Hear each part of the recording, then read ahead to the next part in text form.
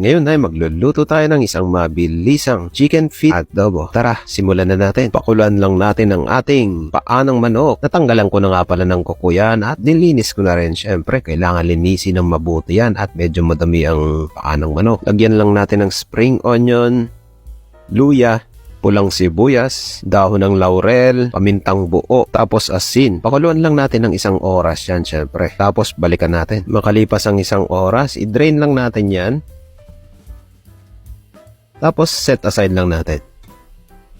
Magpainit lang tayo ng kawali at lagyan lang natin ng mantika. At igisa lang natin ang sibuyas. Medyo madami nga palang sibuyas na gamit ko dito para mas lalong sumarap at matanggal yung lansa ng chicken feet natin. Isagisahin lang natin konti yan at ilagay na rin natin ang ating bawang. Medyo madami rin ang bawang na yan, mga 1 buong malaking bawang. Isagisahin lang natin hanggang sa mag-translucent or hanggang sa medyo mag-caramelize. Tapos ilagay na rin natin ang pinakulong nating paanong manok. Kita nyo, nandyan pa yung mga aromatics na ginamit natin sa pagpapakulo kanina. Goods yan, dagdag lasa din yan. Lagyan lang natin ng durog na paminta, magic sarap, soy sauce. Tapos may balsamic vinegar nga pala ako ditong hindi ginagamit. Ma-testing sa adobo, diba? Masarap to, medyo manamis-namis at medyo lasang grapes. Lagyan din natin ng oyster sauce. Tapos halu-haluin lang natin yan. Kapag nahalo na natin ng maayos, tapan lang natin hanggang sa matuyo ang sabaw at magmantika. Tapos syempre, halu-haluin natin pagkatapos natin patuyuan yan hanggang sa kumapit yung mga pampalasang ginamit natin. Yan o, kitang-kita nyo naman. Nagmamantika yan, masarap sa adobong paanong manok.